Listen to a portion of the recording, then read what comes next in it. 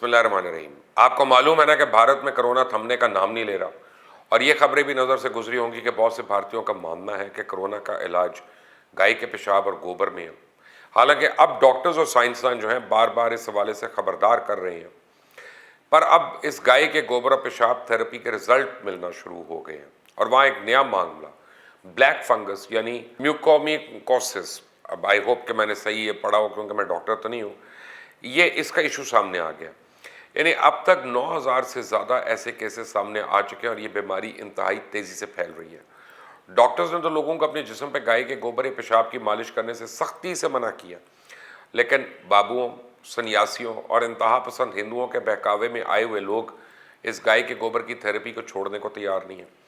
बाबू और ख़ास तौर पे योगी बाबा रामदेव और पतंजलि पर आगे चलकर मैं ज़रा तफसील से बताऊंगा कि कैसे ये लोगों को मौत के घाट उतार चुके हैं, लाखों लोगों को, और मजीद ये कितना नुकसान आम भारतीयों को पहुंचा रहे हैं। साथ ही मोदी और इन बाबुओं का असल गठजोड़ है क्या।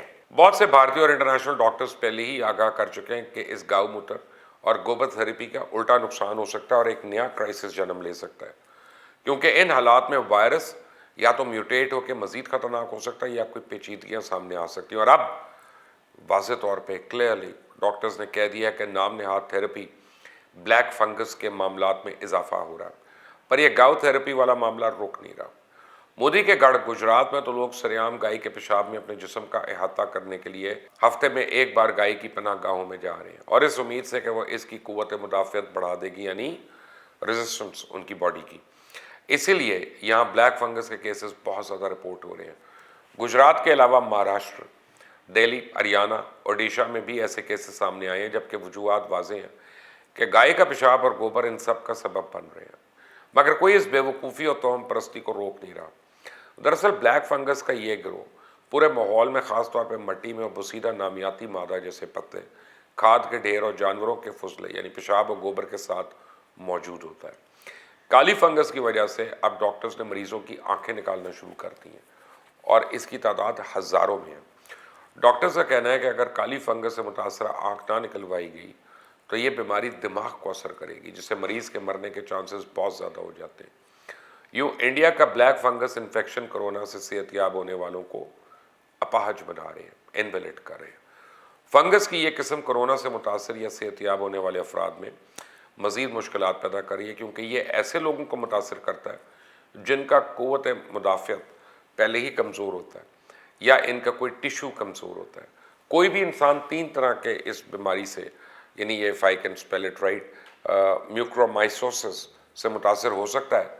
फंगस को नाक से सूंघ कर, इसे अद्वियात या खुराक में खाकर, या जब फंगस किसी ज़ख़म से जिस्म के अंदर दाखिल हो जाए। अक्सर फंगस जो है नाक के ज़रिए इंसानी जिस्म में दाखिल होता है। दरअसल हम रोज़ाना फंगस की कई किस्मों को सूंघ कर अपने जिस्म में दाखिल कर लेते हैं, लेकिन हमारा मुदाफ़ियती निज़ाम और फेफड़े सेहतमंद हों तो इससे किसी भी इन्फेक्शन को रोका जा सकता है। जब फेफड़े और ये क़ुव्वत मुदाफ़ियत कमज़ोर होती हैं, जैसे कोविड-19 से मुतासरा कोई शख्स, तो फंगस हवा की नाली में पैदा होना शुरू हो जाता है और हमारे जिस्म के अंदर टिश्यूज़ में मुदाखलत करता है। ये बीमारी जो है, ये फंगस नामी जो है, ये फेफड़ों में भी दाखिल हो सकता है, लेकिन इसके इन्फेक्शन अक्सर नाक, सांस या हवा की नाली को मुतासर करते हैं। यहाँ से वो आँखों की तरफ फैलते हैं और इंसान नाबीना हो जाता है, या ये दिमाग की तरफ फैल के सर दर्द या पता नहीं मज़ीद दौरों का बायस बनते हैं, जैसे मिर्गी के दौरे पड़ते हैं। अब इस मामले में भी मोदी सरकार ने सुपकी से बचने के लिए आदाद और शुमार का हेर फेर शुरू किया और सरकारी सतह पे ब्लैक फंगस के कम केसेस रिपोर्ट किए जा रहे हैं। इंडिया में इसलिए ब्लैक फंगस को एक खतरा समझा जा रहा है क्योंकि डायबिटीज़ के मरीज़ काफ़ी ज़्यादा हैं और अक्सर वो इस पर काबू नहीं रखते। और हालिया आदाद और शुमार के मुताबिक कोविड से जुड़े ब्लैक फंगस के केसेस में 94% मरीज़ों में डायबिटीज़ हुआ है, जबकि 67% केसेस में डायबिटीज़ को कंट्रोल नहीं किया जाता। अब एक अफसोसनाक मामला ये भी है कि जैसे कोरोना ने भारत में जोर पकड़ा था, तो इससे जुड़ी अद्वियात और चीज़ों की किल्लत हो गई। अब ब्लैक फंगस के फैलाने के बाद भारत में एंटी फंगस की दवाओं में किल्लत पैदा हो चुकी, जिस पर काबू पाने के लिए भारत में मज़ीद कंपनीज़ को एंटी फंगस वैक्सीन बनाने के लाइसेंस जारी किए गए। इन तमाम तोहमात, बेवकूफ़ी और गलतियों की सबसे बड़ी वजह भारत के बाबे, योगी, गुरु, वो सब शामिल है जो मुसलसल सादा लोगों को गुमराह कर रहे हैं। कोरोना में जो तेज़ी से फैला है, इसमें कुंभ मेले और इसके प्रेशर को रद्द नहीं किया जा सकता। आप देखें अब भी भारत में योगा गुरु बाबा रामदेव के जदीद तिब के बारे में दिए गए बयानात पे एक तूफान बरपा है। बाबा रामदेव ने हाल ही में कहा कि जदीद अद्वियात लेने के बाद दसियों हजार लोग हलाक हुए। उन्होंने उन लोगों का मजाक भी उड़ाया जो ऑक्सीजन सिलेंडर हासिल करने की कोशिश कर रहे हैं। इंडियन मेडिकल एसोसिएशन ने आलमी वबा के दौरान दिए जाने वाले इन बयानात को बेहिस करार देते हुए इनकी मजम्मत की है। पूरी कहानी यह है कि पहले बाबा रामदेव ने एक बयान जारी किया कि भगवान ने हमें मुफ्त ऑक्सीजन दे रखी है और इसका इस्तेमाल क्यों नहीं करते, किल्लत कैसे हो सकती है जब भगवान ने फिजा को ऑक्सीजन से भर रखा है। बेवकूफ़ लोग ऑक्सीजन सिलेंडर्स के पीछे भाग रहे हैं। मुफ्त की ऑक्सीजन का सांस लो, ऑक्सीजन और बेड्स और शमशानों की कमी के बारे में क्यों शिकायत कर रहे हो।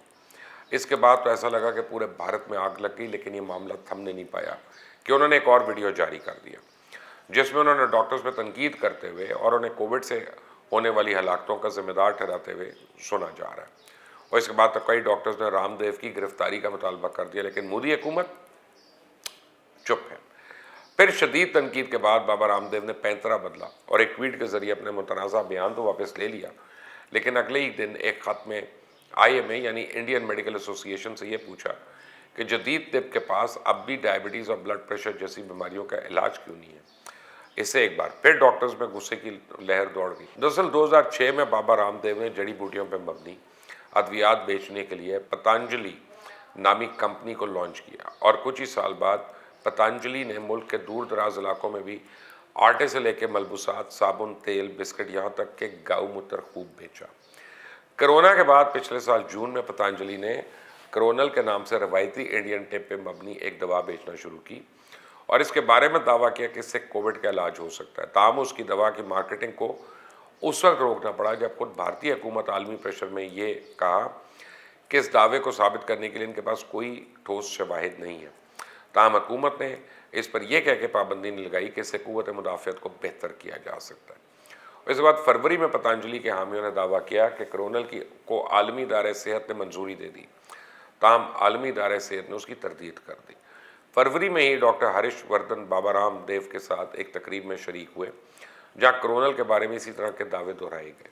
अब ये मई के शुरू की बात है। उस वक्त इंडिया में कोविड के रोज़ाना 4 लाख केसेस सामने आ रहे थे और अमवात की तादाद हर गुजरते दिन के साथ बढ़ती जा रही थी।